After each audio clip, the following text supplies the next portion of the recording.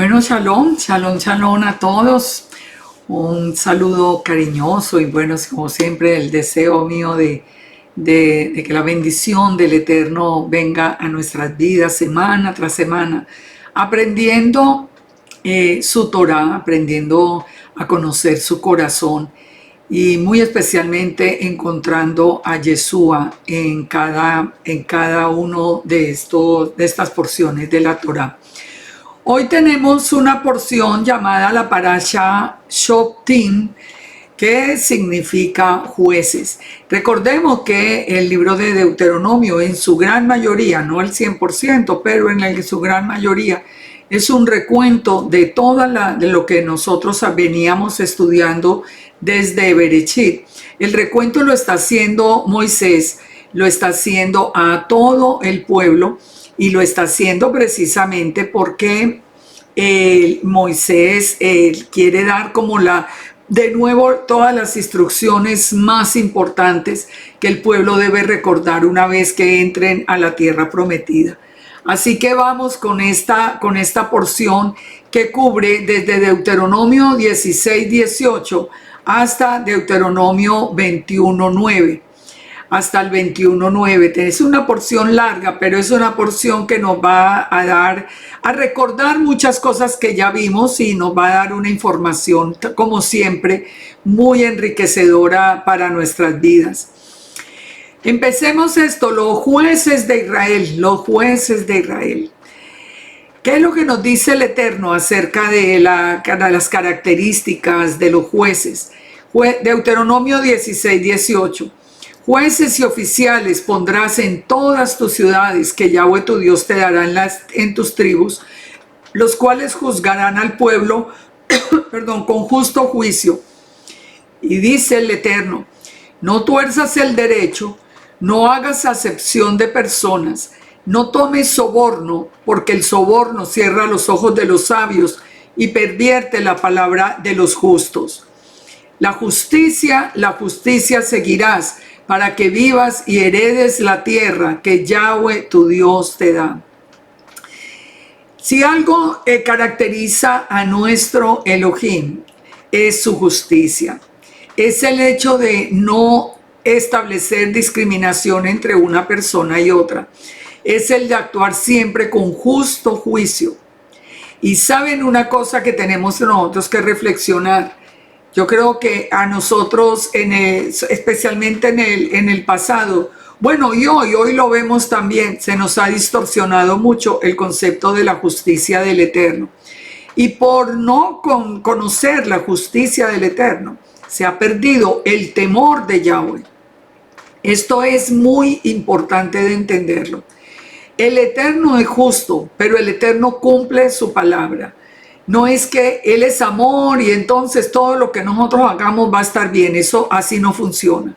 O estamos en obediencia a Él y a su palabra y le amamos con todo el corazón, con todas las fuerzas, con todo nuestro ser, o no vamos a recibir la bendición que esperamos o la salvación final. Esto es importante. Aquí cuando le está haciendo la advertencia a los jueces, les está dando a conocer su propio corazón. No tomen soborno, no porque el soborno cierra los ojos de los sabios. No es porque yo le sirvo al Padre, entonces eso me da a mí la licencia como para ir y pecar en algún momento. No, de ninguna manera. Fíjense, es importante, los jueces no se pueden salir de la Constitución o de la Torah. Ante los jueces todos serán iguales y no pueden admitir soborno. Entonces dice, la justicia seguirás para que vivas y heredes la tierra que Yahweh tu Dios te da. De ahí viene la palabra justo, de justicia, de hacer lo correcto, de hacer siempre lo correcto, y lo correcto es lo que el Eterno nos ha ordenado, porque Él tiene un corazón absolutamente correcto. Fíjense lo que nos dice el Salmo 85:10. La misericordia y la verdad se encontraron, la justicia y la paz se besaron. Dice, esto es importante, la justicia y la paz van de la mano. ¿Por qué nosotros tenemos en este momento tantos problemas en el mundo? ¿Por qué, perdón, por qué el mundo está atravesando tantos problemas en todos los países que vemos este avance del mal tan impresionante? Porque no hay jueces justos, porque la justicia fue comprada, la justicia está siendo corrompida hasta lo más profundo, y por eso no tenemos países en paz. La paz y la justicia van de la mano. Es muy triste para uno darse cuenta en este tiempo cuántas profesiones están siendo minadas por el enemigo en este tiempo final.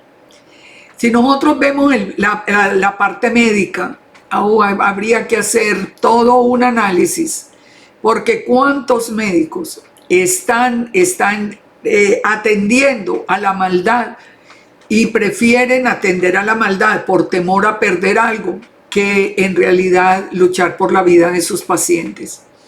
¿Cuántos jueces simplemente hasta por temor, por recibir una recompensa, están dedicados a la más absoluta injusticia? Donde los malos, para los malos no hay justicia, hay aplausos, los sacan hasta, bueno, como en el caso de Colombia, que los nombran en los puestos más importantes y hasta como portadores de paz. Es que es increíble el cambio que ha dado, el alejamiento de la palabra del Eterno. Nosotros la vemos muy clara a través de la justicia. Fíjense que nosotros aprendimos que en todas las ciudades había 3 tipos de tribunales, con 3 jueces, 23 jueces y 71 jueces. O sea, eran tribunales donde se iba a litigar, pero por lo menos la orden del Eterno era que existiera absoluta imparcialidad. Las ciudades con menos de 120 habitantes tenían un tribunal, un Beit Din de 3 jueces, llamado Pequeño Sanedrín. Las cortes de 3 jueces solían dictar sentencias sobre asuntos monetarios. Para dar una sentencia de vida o muerte hacía falta un tribunal de 23 jueces. En Jerusalén había 3 tribunales, 2 de 23 y 1 de 71, en el cual el sumo sacerdote era el líder principal, y esto era lo que se llamaba el Gran Sanedrín. Y los hombres del Sanedrín se reunían en un lugar especial en el templo. Toda esta información la tenemos nosotros de la Misná, de todo lo que sucedía allí con respecto a la justicia. ¿Cuál es el problema hoy? Nosotros tenemos un problema en nuestro regreso a la casa. Tenemos un problema, perdón. Ay, me disculpan, es que he hablado tanto. Estoy casi sin voz. Hemos tenido un problema en este regreso, y es que no existe en Israel un Sanedrín. No existe en Israel en este momento. El Israel de hoy, lo que corresponde al Estado de Israel, no es el Israel bíblico de ninguna manera.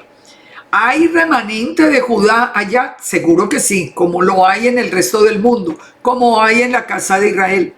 Pero el Estado de Israel hoy es un Estado laico, es un Estado que ni siquiera, en su gran mayoría, ni siquiera ya creen en el Eterno. Esto es importante, y lo estoy retomando por algo que muchas personas vimos hace unos pocos días.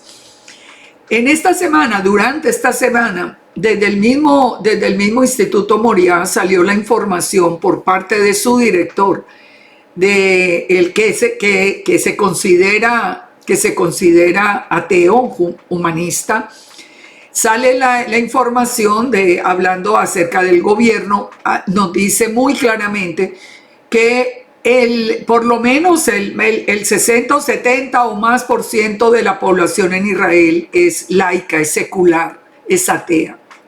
Entonces, hoy no existe de ninguna manera un tribunal que pueda argumentar y decidir sobre cosas en Israel. Porque les digo que algo vimos. Hace como unas 2 semanas, un pastor nos hablaba precisamente de que nosotros teníamos que acogernos a lo que dijeran los jueces de Israel. Pues que los jueces de Israel no son creyentes siquiera ni en la Torá ni en el Eterno. O sea, esto nosotros tenemos que esperar para estos jueces otra vez, ya en el tiempo de Yeshua, donde habrá perfecta paz, donde se obrará con perfecta justicia. Por el momento, ¿qué hacemos? Por el momento nosotros tenemos que venir en obediencia al Eterno y juzgar conforme a la Torá y venir por lo menos con el líder o el maestro o a quien usted tenga cerca, sentarse y mirar a la luz de la Torá lo que es correcto o no correcto, de algún dilema que usted pudiera tener. Porque no hay forma de creer que hay algún tribunal en Israel que pueda discernir las cosas espirituales de la casa de Israel o de Israel en general, de las dos casas. Fíjese que nosotros aprendemos desde el libro de los jueces que cuando el pueblo está por fuera de orden como está hoy, entonces el Eterno levanta mujeres como jueces. ¿Dónde lo vimos? Lo vemos en el libro llamado precisamente de los jueces. En los primeros capítulos del libro de jueces está la historia de Israel ya una vez que entró a la tierra prometida. ¿Qué sucede con ese libro? Dice, mientras Israel hizo lo justo delante del Eterno, los enemigos fueron derrotados. Pero cuando vieron que podían tomar ventaja a los enemigos como tributarios, como apoyo económico, comenzaron a alejarse de la Torá y pervirtieron sus caminos.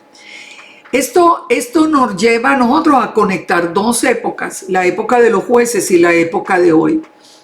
¿Por qué se ha pervertido más que todo el corazón de las 2 casas de Israel? Por dinero.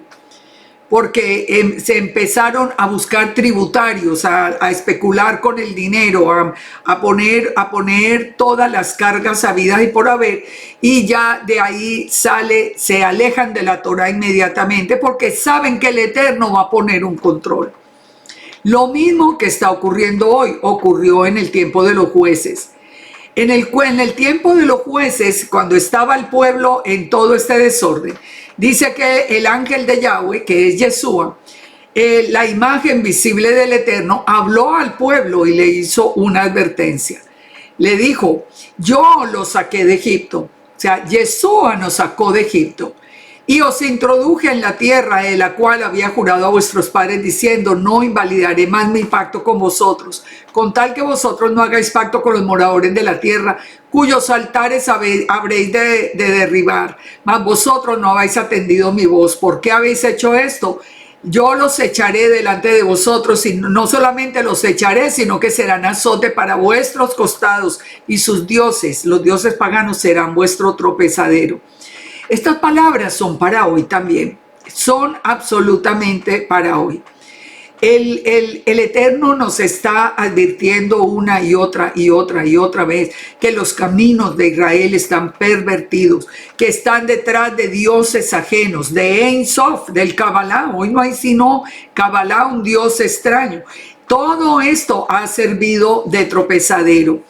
Ahora, ¿qué pasó aquí? ¿Por qué cayeron en eso? Porque desde la muerte de Josué, la generación siguiente no había sido instruida en la Torá.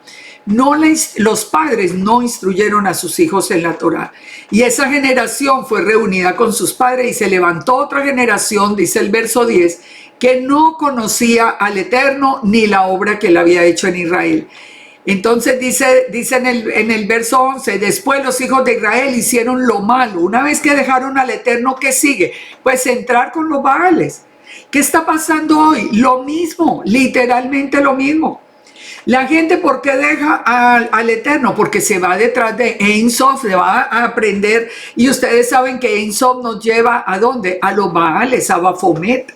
Sí, es que el proceso es el mismo. Dice, dejaron a Yahweh, el Dios de sus padres, que los había sacado de Egipto, y fueron tras otros dioses, los dioses de los pueblos que estaban en los alrededores, a los cuales adoraron.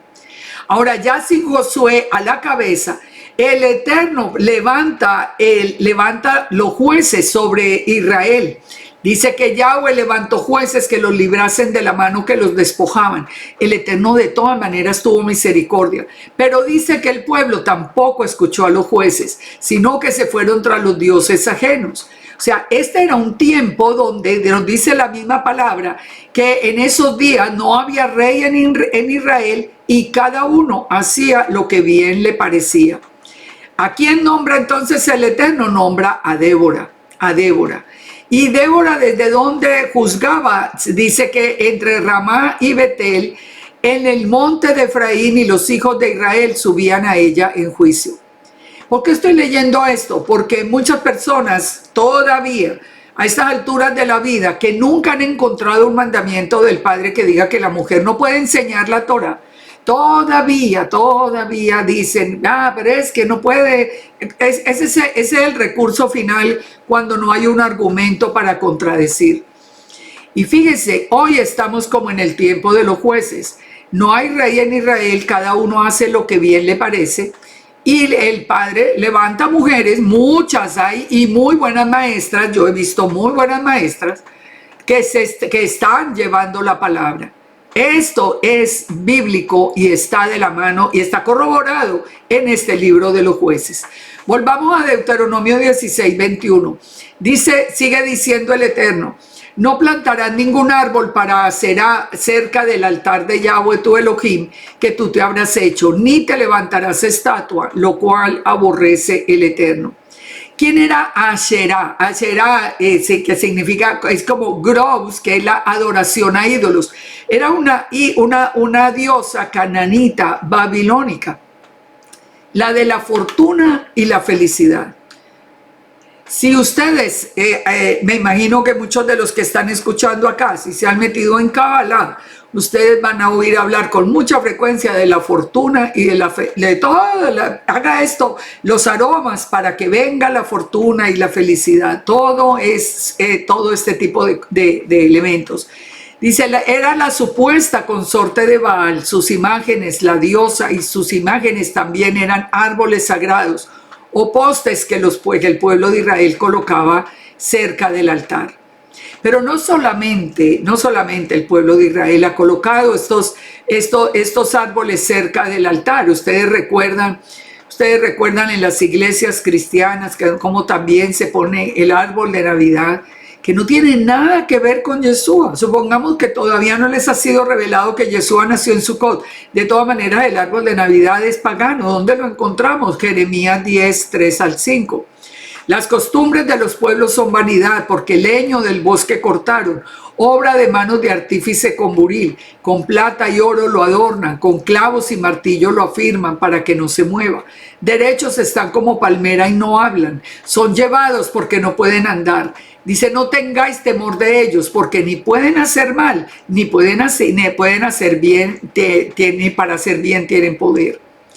Esto es importante entenderlo. Nosotros tenemos un Dios vivo que nos habla, que nos escucha, que nos ama, que nos conoce. Nosotros no necesitamos nada que intervenga, nada que vaya en la mitad como no sea Yeshua, que es nuestra conexión, esa escalera al cielo que vio Jacob.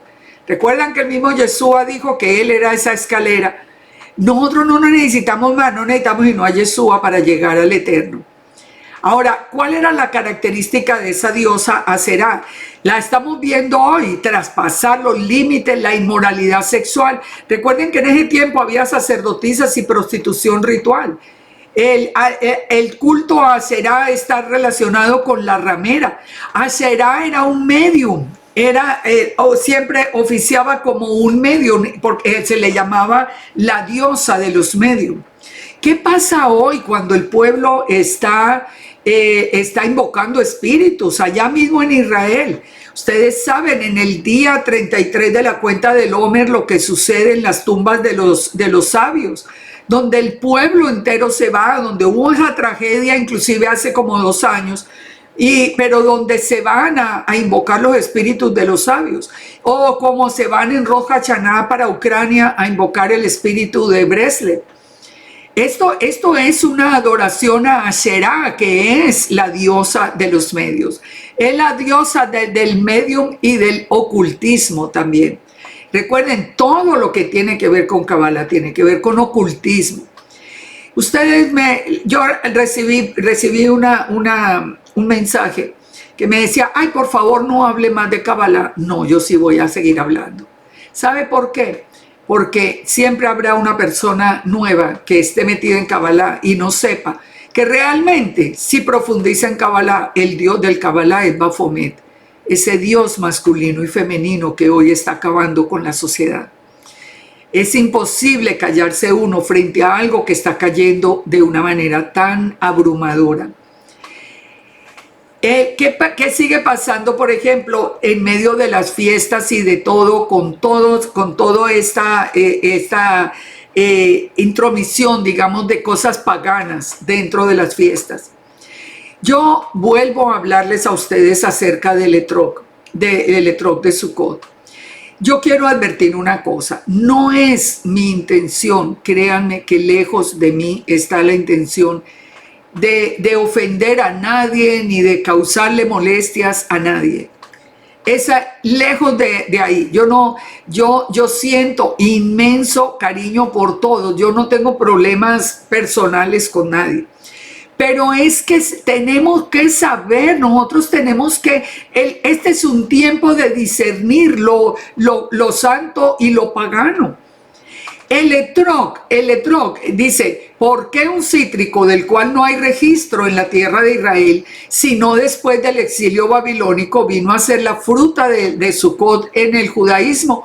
Empecemos diciendo que la fruta es originaria de China. Esa fruta en verdad no es apetitosa por lo insípida y amarga que es. Fíjense, yo les voy a dejar acá, les voy a ampliar un momento para que ustedes tengan alguna referencia de dónde buscar esta información. Miren, porque mi pregunta es, nosotros no sabíamos, lo hacíamos sin conocimiento, está bien, nos equivocamos. Yo tuve un etrog en mis manos muchas veces en los años anteriores. Pero una vez que entendemos que esto es un culto a la fertilidad, que ustedes lo pueden comprobar en la película esta que siempre sale en Sukkot, esa película Ushpishim, que siempre a la gente, yo no sé por qué le parece tan bonita esa película como para transmitirla por todas las redes, porque es una película que está bien, es en el tiempo de Sukkot y en Israel, pero es contra el Eterno de principio a fin.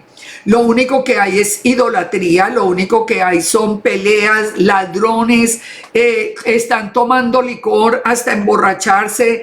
Esa pareja de rabinos, digamos, que están comprando el etrog, que es la parte como central de la película. ¿Por qué la compran? Porque quieren tener un hijo. El culto a la fertilidad, y siendo tan pobres, se gastan lo que no tienen para comprar el mejor etrog. Y eso es lo que pasa hoy en Israel. ¿Por qué nosotros, teniendo la Torá, sabiendo que nos dice solamente el Padre que traigamos ramas y frutos, pues saque un limón de su nevera y tráigalo si quiere venirse a mecer las ramas y los frutos? Pero no pague esta cantidad de dinero por una cosa que es absolutamente pagana. Que porque que es una tradición judía, sí, pero una tradición babilónica, pagana, en honor a la diosa Ishtar, en honor a esto mismo que estamos hablando en este momento.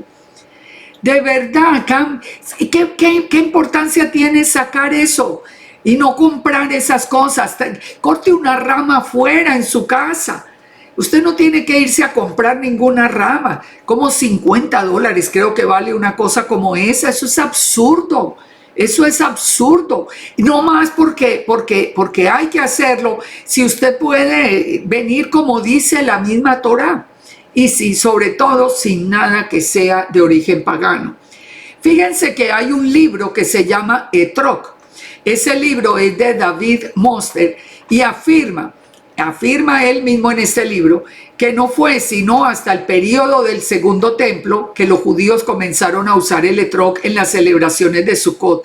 Y añade en el libro, para el Kabbalah, la tradición mística judía representa aquella parte nuestra que puede aspirar a la armonía y a la perfección, pero que para ello necesita de partes incompletas. Es decir, el lulav porque tiene sabor y no tiene aroma, el hadass porque tiene aroma y no tiene sabor, y el arabá porque no tiene ni sabor ni aroma.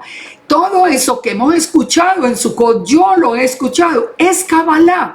Está escrito en el libro de David Moster. Esto nos tiene a nosotros que abrir los ojos. Kabbalah es otro Dios, Kabbalah es otro Dios. ¿Cómo mezclar precisamente en Sukkot hay una fecha tan especial donde nació Yeshua, donde vuelve Yeshua y van a ser las bodas del Cordero, donde el Eterno habita con nosotros? Mezclarlo con lo de otros dioses y pagar inclusive por pecar. Es que no, definitivamente tenemos que abrir los ojos. Yo les dejo esto para reflexión. Y como les digo, no quiero molestar a nadie, pero es que la información hay que darla. Busquen el libro, busquen la información. Vamos a Deuteronomio 17. No ofrecerás en sacrificio a tu Elohim buey o cordero en el cual haya falta o alguna cosa mala, pues es abominación a Yahweh tu Elohim. No ofrecerás buey o cordero en el que haya alguna falta. No le podemos ofrecer al Eterno nada que no esté bien.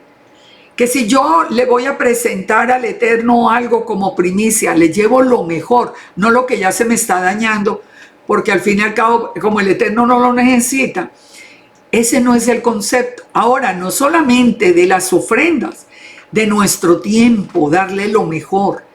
En el Shabbat, darle lo mejor de nosotros, lo mejor del corazón, lo mejor de nosotros para el Padre. Ese es el punto acá. Fíjense que esa es una de las razones por la que finalmente, bueno, además de la profecía, lógicamente, pero Isaac nunca hubiera podido ser sacrificado para el Eterno. Primero, porque el Eterno no permite el sacrificio humano. Y segundo, porque Isaac era un hombre imperfecto. Entonces no hubiera podido ser sacrificado. ¿Por qué fue Yeshua? Porque Yeshua es el mismo Elohim. Es su palabra, es su imagen visible. Eso es lo que nos dice la misma escritura y así lo creemos. Toda la correspondencia que hay entre el sacrificio de Isaac y el de Yeshua nos habla de este mismo tema. ¿Qué dice 17:2?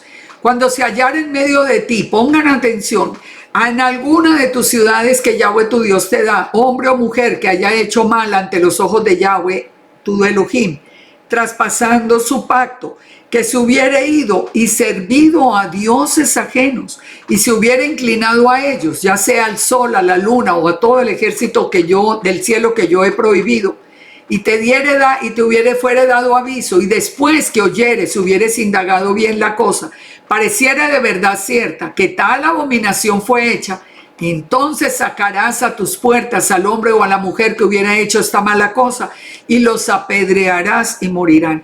Así es de grave meterse en Kabbalah. Es que es grave, es que nos parece que porque casi toda la casa de Judá está metida en Kabbalah, eso ya está muy bien. Es que es otro Dios, es un Dios ajeno. Esa persona es digna es pena de muerte. Hoy porque no existen como acabamos de ver, no están los jueces en Israel. Pero de todas maneras entendamos que es que no estamos jugando con algo de menor categoría. A servir a dioses ajenos es grave pecado. Confiar en las lecturas de los astros, los horóscopos, las cartas astrales, es abominación al Eterno. Es abominación. Y fíjense una cosa, hay un video, no sé si lo van a poder leer ahí la clave, pero bueno, pero lo encuentran fácil, porque es un video que yo creo que, y yo lo he puesto en mi muro en Facebook, donde nos están presentando desde Israel, nos están presentando en el centro del Kabbalah, que hacen cartas astrales, que usted puede llamar y pagar y le mandan la carta astral basada en la Torá. Imagínense, si los que hacen cartas astrales basado en los astros, pues en el sol, en la luna, en los planetas, en todo, eso es abominación al Eterno. Ahora, ¿cómo no es abominación que usted pueda enviar por su carta astral basada en la Torá? Hay que definitivamente mencionan la Torá como la fuente de la carta astral. Eso es una doble abominación, es una burla contra el Eterno.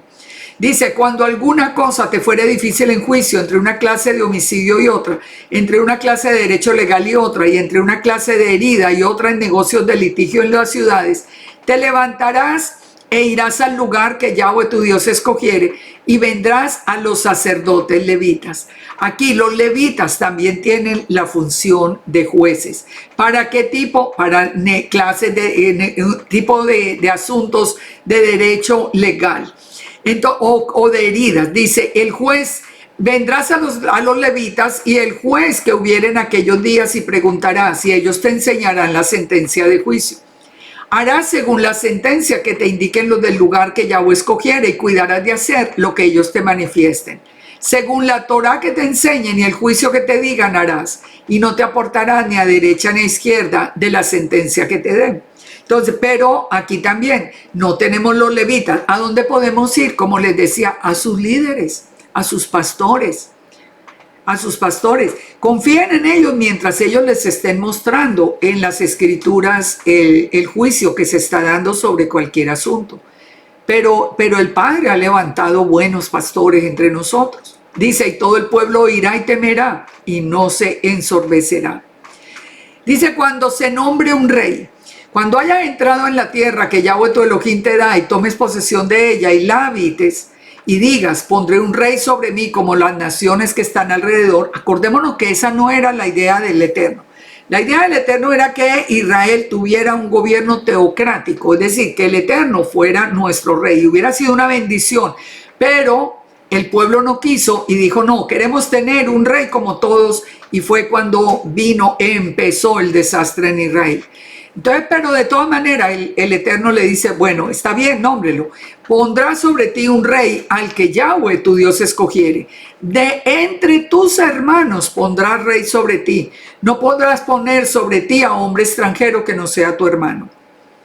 Pensemos aquí, hagamos un paréntesis y traigámoslo a este tiempo de hoy.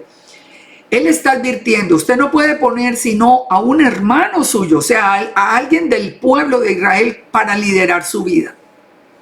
Hoy estamos en una situación diferente. Nosotros estamos en la dispersión, todo, ya sabemos.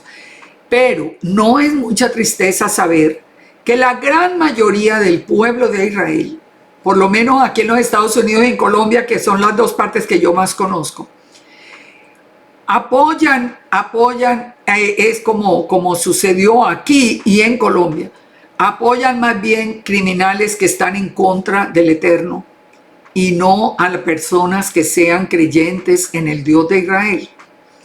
Esto pareciera como si uno lo dijera y ay, eso es imposible.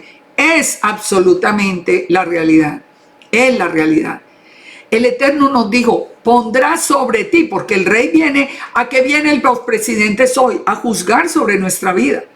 Y yo como creyente, ¿cómo elijo y voy y doy un voto por una persona que se opone al Eterno, que ha tenido una vida de crimen todo por siempre, ha sido un criminal, y yo voy y deposito mi voto y esa persona está por el aborto, está por toda la perversión de la sociedad, de la familia y de todo. ¿Dónde estamos nosotros? ¿Para qué estamos aprendiendo Torah? ¿Para qué? Yo me pregunto, pero ¿qué es lo que estamos aprendiendo entonces? Si como que no pasa de sentarnos aquí muy derechos y muy orgullosos de estudiar la Torah, pero al corazón no ha llegado. Dice, sigue hablando del rey, dice, el reino podrá aumentar para sí caballos, no hará volver al pueblo a Egipto, y ya vienen todos los otros requisitos. No puede tener muchas mujeres para que su corazón no se desvíe. ¿Cuál fue el problema de Salomón? La desobediencia al Eterno. Y cuando se siente sobre el trono, escribirá para sí un libro de la copia de la Torah. Vamos a ver si hoy un primer ministro o alguien en Israel, antes de gobernar, se sienta y hace una copia él personalmente de la Torah. No, eso no existe hoy. Por eso les digo, nosotros no podemos mirar al Estado de Israel como si fuera el Israel bíblico. Esa es la tierra prometida. Pero lo que allí se está moviendo no es el Israel bíblico, pero tenemos que seguir en obediencia a la Torah porque nuestra esperanza es que el Padre nos va a sanar la tierra. Dice, el rey tendrá consigo el libro que leyó y el libro que escribió y lo leerá todos los días de su vida para que aprenda a temer al Eterno, su Elohim, y a guardar las palabras de la Torah y los estatutos para ponerlos por obra. Si así hubiera sido en todos los países, ustedes se imaginan, este mundo hubiera sido una maravilla. Una maravilla. ¿Qué es lo que ha traído el caos? Que han dejado al Eterno. Y dice que aprenda a temer al Eterno para que no se eleve su corazón sobre sus hermanos, ni se aparte del mandamiento a diestra ni a siniestra, a fin de que prolongue sus días en el reino. La justicia traerás. Ahí es donde nosotros podemos concluir que solo estamos viviendo la consecuencia de haber dejado al Eterno. Deuteronomio 18, los sacerdotes levitas, es decir, toda la tribu de Leví, no tendrá heredad en Israel. De las ofrendas quemadas a Yahweh y de la heredad de él comerán. No tendrán pues heredad entre sus hermanos. Yahweh es su heredad, como él ha dicho. Y este será el derecho de los sacerdotes de parte del pueblo que ofrecieren en sacrificio buey o cordero. Darán al sacerdote la espaldilla, las quijadas y el cuajar. Las primicias de tus granos, de tu vino, de tu aceite, la primicia de la lana de tus ovejas se las dará. Aquí el Eterno en su justicia está hablando de que como los levitas no van a tener una heredad, usted que si tiene esa heredad de lo que está cultivando la tierra, de todo, usted le va a dar al levita. Porque el levita se va a ocupar de velar para enseñarle a usted la Torah, para hacer todas las cosas del templo. Dice, porque le ha escogido Yahweh tu Elohim de entre las tribus, para que esté para administrar en el nombre de Yahweh, él y sus hijos para siempre. Y cuando saliere un levita de las ciudades de entre todo Israel, desde donde hubiere vivido, y viniere con todo el deseo de su alma al lugar que Yahweh escogiere, ministrará en el nombre de Yahweh su Elohim, como todos los hermanos, los levitas que estuvieren allí delante del Eterno. Igual ración a la de otros comerá, además de sus patrimonios. Entonces, esta es la ordenanza para los levitas. En el verso 9, aquí vuelve y nos da el Eterno. Fíjense que no soy yo la que repito y repito y repito.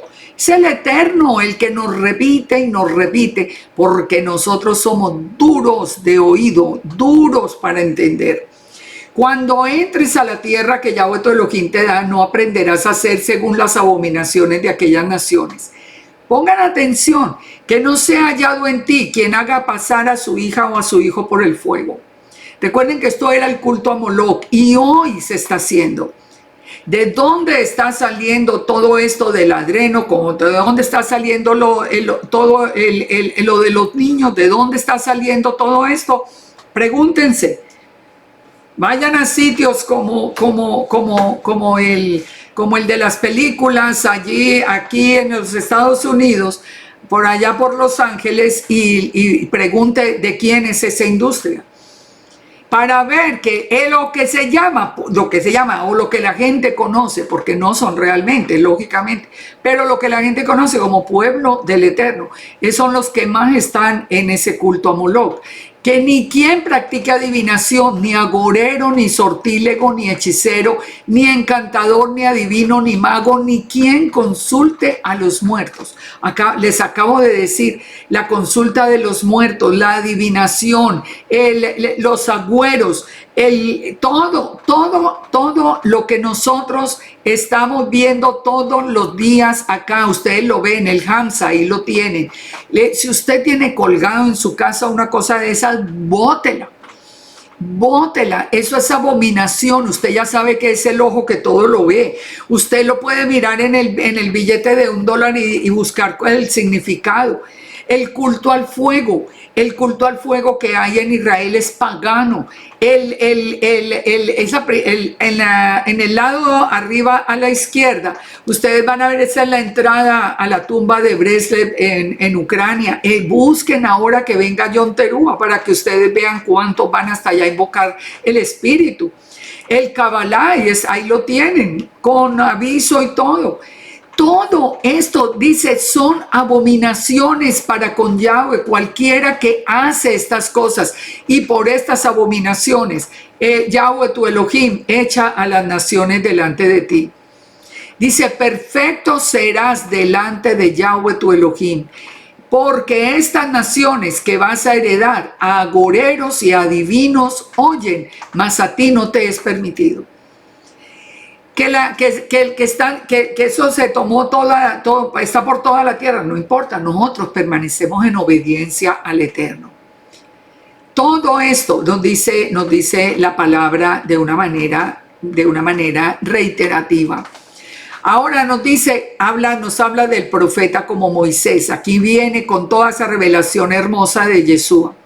Profeta de en medio de ti, de tus hermanos, como yo te levantará Yahweh tu Elohim, a él oiréis.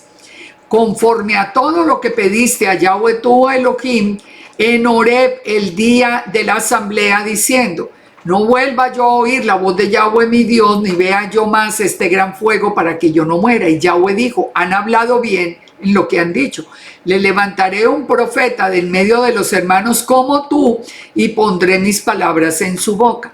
Desde el principio, la ordenanza el anuncio del profeta como Moisés es el mismo.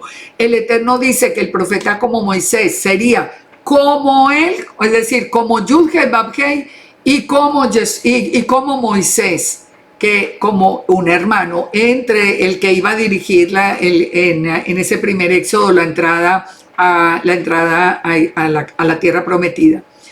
Dice, mas a cualquiera que no oyere mis palabras, que él hablare en mi nombre, yo le pediré cuenta. O sea, ese profeta que va a levantar después como Moisés y como Yahweh, que es Yeshua, dice, si usted oye las palabras de Yeshua y no las obedece, yo le pediré cuenta, dice el Eterno. El profeta que tuviera la presunción de hablar palabra en mi nombre, a quien yo no haya mandado hablar o que hablar en nombre de dioses ajenos, el tal profeta morirá.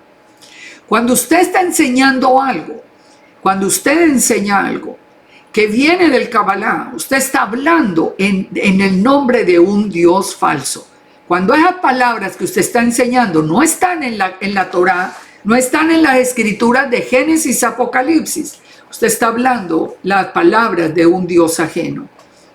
Es que es serio esto que está ocurriendo. Y si dijeres en tu corazón, ¿cómo conoceremos la palabra que Yahweh no ha hablado? Si el profeta habla en nombre de Yahweh y no se cumple, ni aconteciera, es palabra que Yahweh no ha hablado. Con presunción habló el tal profeta, no le tengas temor. Vamos a ver si Yeshua es el profeta como Moisés. Tenemos muchas pruebas. Pedro, citando el libro de Deuteronomio, dijo en Hechos 3:22, perdón. Porque Moisés dijo a los padres, el Señor vuestro Elohim os levantará profeta de entre vuestros hermanos como a mí, a él oiréis. en todas las cosas que os hable, y toda alma que no oiga a aquel profeta será desarraigada del pueblo. Así que el mismo Pedro está citando el cumplimiento de la profecía. Ahora, realmente es Yeshua el profeta. Debe cumplir con los requisitos de Deuteronomio 18. Es decir, debe ser como el Eterno. Ya sabemos que Él es la palabra misma, Él es la imagen visible. Y debe ser como Moisés. Existe un paralelo que ya habíamos visto, vamos a verlo muy rápido por personas que lleguen por primera vez. Pero hay un paralelo que es muy importante entre Yeshua y Moisés. Moisés lideró la salida de Egipto del pueblo de Israel. Yeshua lidera la salida del mundo de la casa de Israel y reunirá a Israel, restaurando en el futuro la casa de Judá y haciendo de los dos un solo pueblo. Es decir, el único que vino a buscarnos fue Yeshua. Nadie más en toda la historia, usted puede mirar todos los libros de historia, nadie más clamó para que regresaran las ovejas de la casa de Israel, solo Yeshua. Y Él es el que nos va a entrar a la tierra prometida, así que cumple con Moisés. Moisés se mantuvo oculto hasta ser llamado libertador. Yeshua se hizo conocer en su ministerio a los 30 años, eso no es ninguna coincidencia. Moisés tuvo un nombre egipcio, Yeshua también tuvo un nombre extranjero, Jesús, así lo conocimos. Moisés estuvo escondido 3 meses, Yeshua 3 días hasta su resurrección. Moisés fue rechazado en la primera venida desde el Sinaí y él destruyó las tablas. Yeshua fue rechazado en la primera venida por una parte de la casa de Judá, y después por los de la casa de Israel, diciendo que él había venido a abolir la Torá, lo que no es verdad. Moisés fue recibido con la Torá en su segunda venida y Yeshua reinará sobre Israel en la segunda venida. Moisés fue llamado desde el desierto para liderar al pueblo, fue pastor de ovejas. Yeshua vino, y Yeshua, ¿quién es? El buen pastor. Moisés, sentado junto al pozo, dio a beber a las ovejas. Yeshua en el pozo se reveló a la samaritana como el agua viva que alimentará a las ovejas de Israel. Moisés enseñó la Torá a Israel como Yeshua. Moisés traería a Israel la Torá y Yeshua la verdadera interpretación de la Torá. Tanto Moisés como Yeshua vieron al Eterno cara a cara, dice Deuteronomio 34:10, y nunca más se levantó profeta en Israel como Moisés que haya conocido a Yahweh cara a cara. Yeshua es su imagen, es su palabra. Él estaba con el Eterno desde antes de la fundación del mundo. Moisés y Yeshua hicieron grandes milagros delante del pueblo. Moisés trajo el maná, Yeshua dijo que él era el maná. El mismo Yeshua se identificó con Moisés cuando dijo: no penséis, en Juan 5:45, que voy a acusaros delante del Padre. ¿Hay quien os acusa? Moisés. Porque si le creyeses a Moisés, me creeríais a mí, porque de mí escribió él. Pero hoy niegan a Yeshua. No, porque nosotros vamos a creer solo en Moisés. Y el profeta como Moisés, ¿qué pasó? Pero si no creéis a sus escritos, ¿cómo creeréis a mis palabras? Moisés no podía hablar por sí mismo, eso es otro parecido. Aarón fue la voz por voluntad del Eterno, según Éxodo 4:15. Yeshua fue también la boca del Padre, y Yeshua dijo: yo no hablo por mi propia cuenta, el Padre que está en los cielos es el que me dice qué hablar. Él es la boca del Eterno. Así que todo no lo dice. Y Yeshua dice en Juan 14:9, el que me ha visto a mí, ha visto al Padre. Es que Yeshua no puede ser un hombre cualquiera, porque es que si Yeshua no se hubiera podido atrever a decir eso. Definitivamente debe hablar solo palabras de Yahweh y no sus propias palabras. Así lo confirmó Yeshua. El profeta como Moisés tiene que hablar las palabras de Yahweh, y Yeshua mismo lo dijo. Juan 14:10, yo no hablo por mi propia cuenta. Ahora, las palabras que anuncia se deben cumplir. Y Yeshua dijo: yo solo fui enviado a las ovejas perdidas de la casa de Israel, y aquí estamos nosotros. Nos encontró, nos llamó y nos encontró, y aquí nos trae de regreso a la casa. Profecías cumplidas, muchas. Miren, por ejemplo, él dijo, como Jonás, que estuvo en el vientre del pez 3 días y 3 noches, así estará en el corazón de la tierra. Y estuvo 3 días y 3 noches. Solo que hay muchos que ya no creen en Yeshua, entonces, porque Judá dice que no estuvo las 3 días y las 3 noches, porque no hay entre las fiestas, entonces más bien desacreditan y dicen que Yeshua es falso profeta, en lugar de creerle al Padre. Ahora, pero resucitó exactamente 3 días y 3 noches después. Dijo que del templo no iba a quedar piedra sobre piedra. Pues así sucedió. Han pasado más de 2000 años y así sigue la situación. No hay un templo, tal y como lo dijo Yeshua. Él es el profeta como Moisés.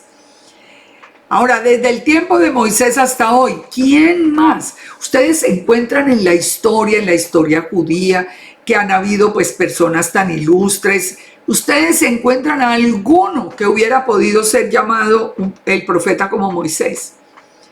Entonces, aquí es donde nosotros sabemos que como Moisés lideró el primer éxodo, Yeshua es nuestro líder en el segundo éxodo. Conforme a todo lo que pediste a Yahweh tu Elohim en Horeb, diciendo, no vuelva yo a oír la voz de Yahweh mi Elohim, ni vea yo este gran fuego para que no muera. Nosotros hoy escuchamos la voz de Yeshua y escuchamos la voz del Eterno a través de la presencia del Espíritu Santo en nuestra vida. El profeta como Moisés, entonces, sin duda alguna, es Yeshua. Yeshua es el resplandor de la gloria del Eterno. Y es el Eterno mismo. Un hombre común hubiera podido ser como el Eterno y como Moisés, de ninguna manera. Deuteronomio 19, ciudades de refugio. Si ustedes leen Josué 20, ustedes van a ver en qué consistían todas las ciudades de refugio, cómo las se movían, cómo las hacían. Es una buena recomendación ahora después para que ustedes lo busquen. Dice, cuando Yahweh tu Elohim destruya las naciones cuya tierra Yahweh tu Elohim te da, y tú las heredes y habites en sus ciudades y en sus casas, apartarás 3 ciudades del medio de la tierra que Yahweh tu Elohim te da para que poseas. Arreglarás los caminos, dividirás en 3 partes la tierra, y será para que todo homicida huya allí. Esas ciudades de refugio, ¿para qué son? Para que los homicidas que no mataron con intención huyan allí. Dice, este es el caso del homicida que huirá y vivirá, aquel que hiriere al prójimo sin intención y sin haber tenido enemistad con él anteriormente. Como el que fuere su prójimo con su prójimo al monte a cortar leña y a dar su mano el golpe, el hacha de pronto lo mató, lo mató sin intención. Esa persona debe ir a vivir a una ciudad de refugio para que su vida esté a salvo. No sea que el vengador de la sangre enfurecido persiga al homicida y lo alcance y lo hiera de muerte. Fíjense en la sabiduría del Eterno. Por tanto, dice, separarás 3 ciudades, y si el Eterno ensancha el territorio como lo juró a sus padres, entonces siempre guardarán los mandamientos que yo prescribo para ponerlos por obra, para que ames a Yahweh tu Elohim y andes en sus caminos todos los días. Añadirás entonces, si crece la población y crece el territorio, crece el número de ciudades de refugio. Porque definitivamente si la muerte fue accidental, el homicida se considera inocente. Ahora, si lo hizo con premeditación, si él aborrecía a su prójimo y se levanta contra él, lo hiere de muerte y muere, ahí sí los ancianos de la ciudad lo sacarán de allí y lo entregarán en la mano del vengador de la sangre y no le compadecerá si quitará de Israel la sangre inocente. Era una manera, muchos dicen, ay, pero es que eso es tan extremo, porque nosotros estamos viviendo otra época, es tan extremo, pero siempre lo he repetido en varios estudios. Cuando las leyes son más extremas, entonces la gente se cuida más de transgredir esas leyes. Hoy, ¿por qué matan indiscriminadamente por cualquier bicicleta, por robarse una bicicleta, un celular o cualquier bobada? Porque no hay castigo. porque simplemente no hay ningún castigo, entonces los homicidios aumentan. Pero si el castigo fuera severo, entonces eso disminuiría. Deuteronomio 19 también, respeto por el límite del vecino. Miren que aquí seguimos conociendo el corazón del Padre. En la heredad que poseas en la tierra que Yahweh tu Dios te da, no reducirán los límites de la propiedad que fijaron los antiguos. Si tienes una propiedad no puedes correr los límites, eso es como de sentido común, pero de todas maneras es un mandamiento del Eterno y un mandamiento que se transgrede en muchas ocasiones por parte de muchos que se consideran muy listos y entonces pueden correr los linderos. Dice, con 2 o 3 testigos no se tomará en cuenta un solo testigo, como ninguno en cualquier delito ni en cualquier pecado. Siempre tienen que presentarse 2 o 3 testigos. Cuando se levantare testigo falso contra alguno para testificar contra él, entonces los 2 litigantes se presentarán delante de Yahweh y de los sacerdotes y de los jueces que hubieren aquellos días. Y los jueces inquirirán bien, y si aquel testigo resulta falso y hubiera acusado falsamente a su hermano, haréis con él como se pensó hacer a su hermano, y quitarás el mal en medio de ti. Aquí saquémosle un poquito del sentido literal y preguntémonos una cosa que a mí siempre me preocupa. En las redes nosotros tenemos la tendencia a darle clic y a compartir. Y sale algo contra alguien. Y si usted no lo ha comprobado y usted lo comparte en su muro, usted se hace cómplice de ser ese falso testigo. Y muchas veces no lo pensamos. Simplemente, aquí salió, a compartirlo. Y no pensamos que nosotros podemos estar dañando la reputación de alguien sin tener nosotros seguridad de lo que se está haciendo. Y dice, entonces esa persona tiene que recibir el castigo que debiera recibir el que está acusando. Y los que quedaren oirán y temerán y no volverán a hacer una maldad semejante a esa. No le compadecerás vida por vida, ojo por ojo, diente por diente, mano por mano y pie por pie. Se dan cuenta que cuando nosotros escuchamos al Eterno, hoy siempre encontramos como un punto más donde nosotros nos vamos como frenando o refrenando de hacer muchas cosas por temor al Eterno y para alcanzar además bendición. Deuteronomio 20, este es un mensaje hermoso. Yahweh es nuestro guardador. Dice, cuando salgas a la guerra con los enemigos y sirvieres a caballos y carros y un pueblo más grande que tú, no tengas temor de ellos, porque Yahweh está contigo. Hoy que nosotros nos vemos hoy realmente, literalmente, como se vio el pueblo de Israel cuando fueron a recorrer la tierra, como langostas en medio de gigantes. Hoy nos pueden borrar de un plumazo las plataformas, hoy nos pueden quitar todo a la hora que quieran porque hay un gigante sobre la tierra que se está adueñando del mundo. Y que sus tentáculos son tan amplios y tan fuertes que nos sentimos como cercados por todos los lados. Pero nunca olvidemos esto, que es el Eterno el que pelea la batalla por nosotros. Dice, cuando os acerquéis para combatir, se pondrá en pie el sacerdote y hablará al pueblo y le dirá, Israel, vosotros os juntáis hoy en la batalla contra los enemigos. Yo les digo hoy, nosotros tenemos enemigos tan poderosos, que se adueñaron de la tierra entera, que están acabando, que no tienen misericordia para matar y para inyectar cosas y poner cosas que acabe con la humanidad, porque ellos mismos lo dicen que tienen que borrar una gran parte de la humanidad. Pero yo les repito esas palabras y quiero que ustedes las graben en sus corazones. No desmaye vuestro corazón, no temáis, no os azoréis, tampoco desalentéis delante de ellos, porque Yahweh, nuestro Elohim, va con nosotros para pelear contra nuestros enemigos y para salvarnos. Es el Eterno, es el creador del cielo y de la tierra, no es cualquiera. Es el Eterno el que pelea con nosotros, el que va delante de nosotros como poderoso gigante. Fíjense, recordemos en el Salmo 121, alzaré mis ojos a los montes. ¿De dónde vendrá mi socorro? Mi socorro viene de Yahweh, que hizo los cielos y la tierra. El creador, ese es nuestro guardador.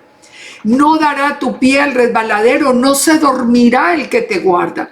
No se adormecerá ni dormirá el que guarda a Israel. A nosotros, Él no se adormece, Él no se duerme, Él va delante de nosotros. Él es el guardador, Él es la sombra a tu mano derecha. El sol no te fatigará de día, ni la luna de noche. Yahweh nos guardará de todo mal. Él guardará nuestra alma. Él guardará nuestra salida y nuestra entrada desde ahora y para siempre. Repitan este salmo, escuchen lo cantado, que han salido unas versiones tan hermosas.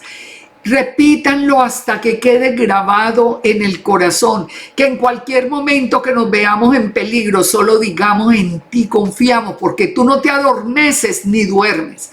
Tú eres nuestro guardador, tú eres nuestro protector. Seguimos con Deuteronomio 20. Hay 3 clases de personas que no deben ir a la guerra. Y miren esto tan hermoso. Aquí es donde yo les digo, estas son las cosas, bueno, a mí todo me enamora del Eterno, pero es que, digan si esos detalles no son muy hermosos. Nosotros vemos al Eterno aparentemente tan severo en cosas, sí, para juzgar muchas cosas que hay que arrancarlas de raíz, ya hemos visto. Pero la ternura que hay en el corazón del Eterno y el amor que hay sobrepasa todo. Dice: los oficiales hablarán al pueblo diciendo: ¿quién ha edificado casa nueva y no la ha estrenado? ¿Quién ha edificado casa nueva y no la ha estrenado? Vaya y vuelva a su casa, no sea que muera en la batalla. Primero, ¿quién no debe ir a la guerra? El que acaba de construir la casa. Pero miren el detalle, para que vaya más bien y disfrute de su casa. ¿Qué tal que se vaya a la guerra y se muera y otro la disfrute? El que ha plantado viña y no la ha disfrutado, devuélvase a la casa. Y el que se acaba de casar, devuélvase a la casa. ¿No es una ternura esto? Pensar que el Eterno dice: bueno, esta persona se esforzó en construir su casa, que la disfrute, en plantar su viña, que la disfrute, se acaba de casar, ¿cómo llevármelo para la guerra? Que disfrute su relación, su matrimonio. Ay, es que dígame si esos detalles no enamoran. Y dice: y volverán los oficiales a hablar al pueblo y dirán: ¿quién es pobre, medroso y pusilánime? Pues tampoco vaya. Ahora, a ese que todo muerto de miedo, todo negativo, todo acá, tampoco vaya, porque va a dañar el corazón de los hermanos. Cuando los oficiales acaben de hablar al pueblo, entonces los capitanes del ejército tomarán al mando a la cabeza del pueblo. ¿Se dan cuenta? Esto es algo realmente lindo. Las normas de guerra, las ciudades fuera de la tierra prometida. Dice: cuando te acerques a la ciudad para combatirla, le intimarás con la paz. Y si respondiere paz y te abriere, todo el pueblo que en ella fuere hallado te será tributario y te servirá. Estamos hablando de las ciudades fuera de la tierra prometida. Mas si hiciere la paz contigo y emprendiere guerra, si no hiciere la paz y emprendiere guerra, la sitiarás luego que Yahweh tu Elohim la entregue en tu mano. Herirás a todo varón a filo de espada, solamente las mujeres y los niños y los animales y todo lo que está en la ciudad.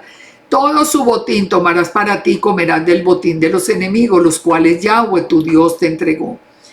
Así harás en las ciudades que están lejos de ti, que no sean de las ciudades de estas naciones. Recordemos siempre que todas estas instrucciones, esas ciudades estaban llenas de nefilim. Recuerden siempre, ustedes recuerdan, aún en el reconocimiento de la tierra lo dijeron: está habitada por gigantes. El Eterno necesitaba sacar a todos esos nefilim del camino. Ahora, ¿pero qué pasa dentro de la tierra prometida? Dice, pero de las ciudades de estos pueblos que Yahweh tu Elohim te da, ninguna de los que estaban dentro de la tierra prometida, los destruirás completamente. Al Eteo, al Amorreo, al Cananeo, al Fereceo, al Ebeo y al Jebuseo, como Yahweh te mandó, para que no les enseñen sus abominaciones que ellos han hecho para sus dioses y pequéis contra Yahweh vuestro Elohim. Miren, lo que nosotros estamos viendo hoy en el mundo, yo creo que todavía es pálida sombra de lo que se veía en esa época, cuando eran los mismos demonios los que estaban trayendo con las mujeres, con las hijas de los hombres, trayendo estos hijos Nefilim al mundo. La maldad era extrema. Por eso hoy tantas personas que dicen, no, yo ya no creo en el Eterno, porque es que el Eterno es que era malo, era cruel. No, estamos hablando de los Nefilim. Hoy nosotros tenemos Nefilim entre nosotros. Recuerden que Yeshua dijo que era como en el tiempo de Noé, y los estamos viendo. ¿Cómo dicen? No, vamos a destruir las 2/3 partes del mundo, y no les importa si a los niños aún en el vientre de la madre los despedazan. Lo estamos viendo que nacen y los llenan de cosas que ellos saben que eso les va a dañar su cerebro, su capacidad intelectual, como ha pasado con el caso del autismo. Todo esto, pues no les importa. Es que es una maldad que nosotros no entendemos. Nosotros, los que creemos en el Padre, pecamos, porque ninguno es perfecto, ninguno de nosotros. Pero nosotros no tenemos, cuando amamos al Padre, porque nosotros no tenemos el corazón tan perverso como lo tiene esta gente. Esta gente es capaz de hacer lo que quiere. Si son capaces de llevar niños y reclutarlos y quitárselos a sus padres y abusarlos y después destruirlos, destrozarlos, ¿cómo me van a decir que esos son seres humanos que merezcan vivir? Ahora, la tercera norma de guerra, ¿cuál es? El cuidado del campo. Cuando sities una ciudad peleando con ella muchos días para tomarla, no destruyas los árboles metiendo hacha en ellos, porque de ellos podrás comer. Y no los tale, porque el árbol del campo no es hombre para venir contra ti en el sitio. El árbol que sepas que no lleva fruto, ese sí lo puedes destruir y talar para construir un baluarte contra la ciudad que te hace la guerra. Entonces, las instrucciones son claras. Esas palabras así aplicadas a las personas cuando fueron usadas con Juan el Bautista.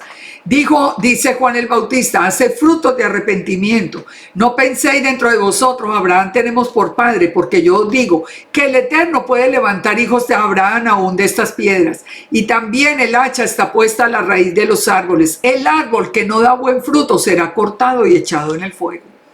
Si usted no está dando buen fruto, será cortado. Porque el Eterno quiere un remanente que de verdad le ame.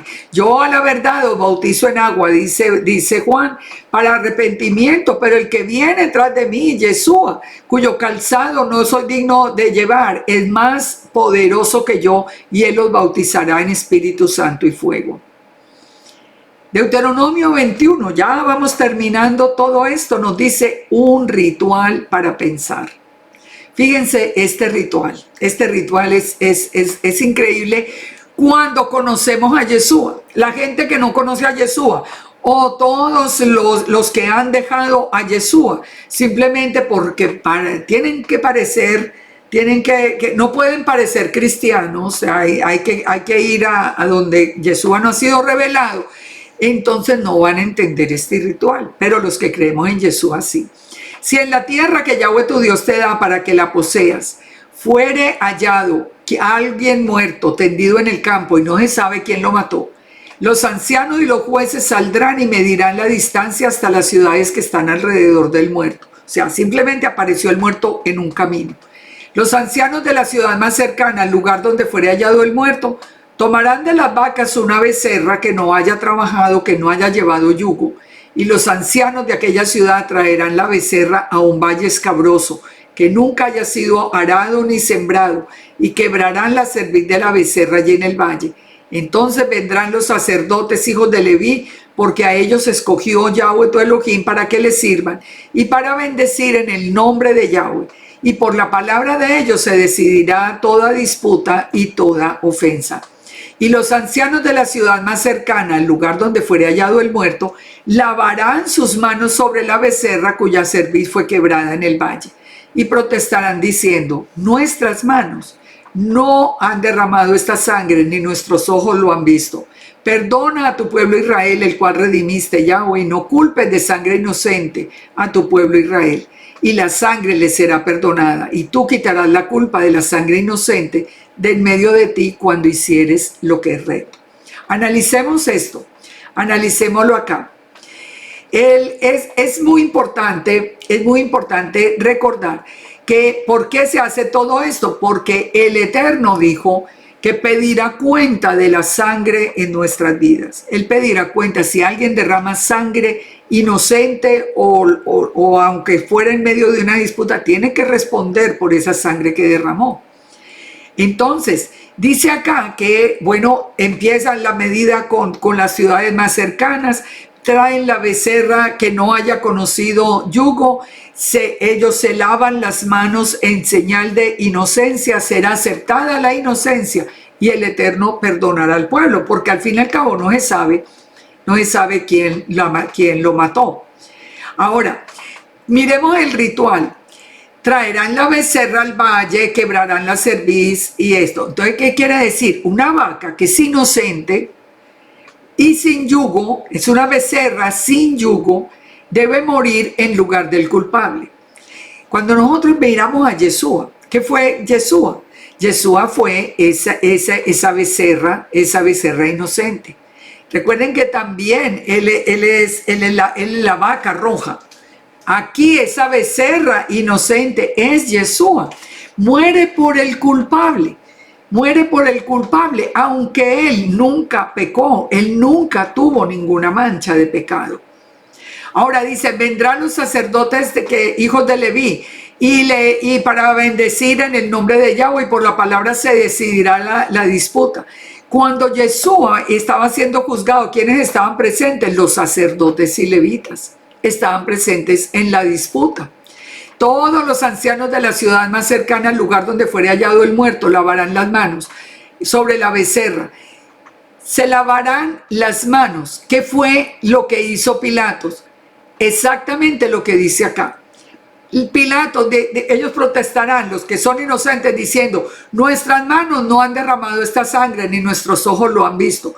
¿Quién era el que iba a dar la orden de ejecución? Pilatos. Pero Pilatos no tenía nada contra Yeshua. Eran los fariseos, los sacerdotes, los del templo, los que lo estaban acusando a Pilato para que lo matara. Por eso Pilato dijo, viendo Pilato que nada adelantaba, sino que se hacía alboroto, se lavó las manos delante del pueblo y dijo: yo soy inocente de la sangre de este justo. Entonces, ¿que quién lo mató finalmente? No fue una persona, es todo un plan.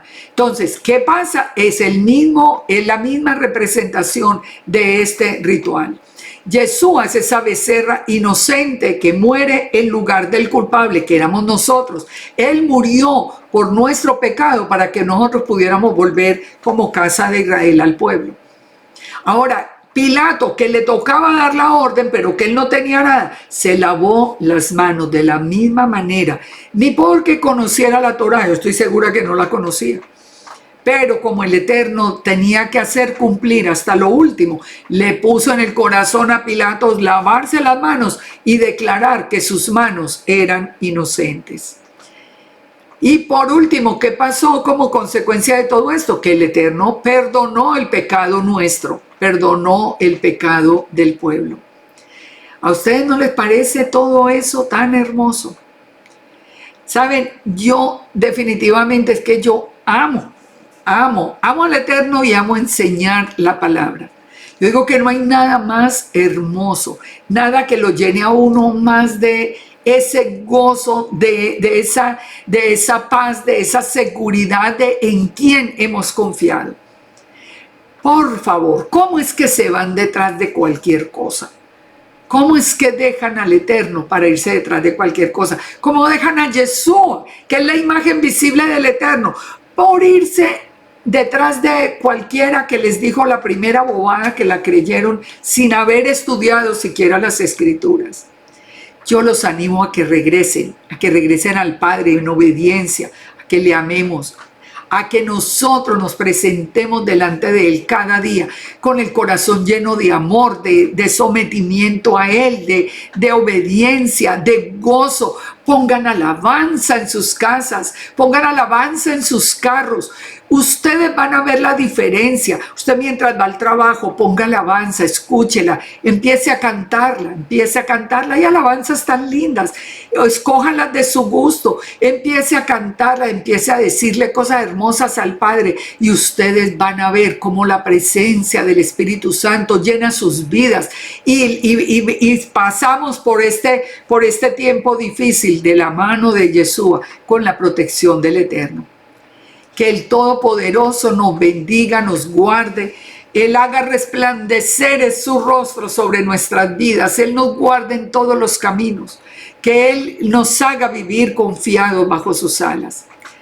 Shalom, shalom para todos y hasta la próxima semana. Que el Eterno nos bendiga y nos guarde.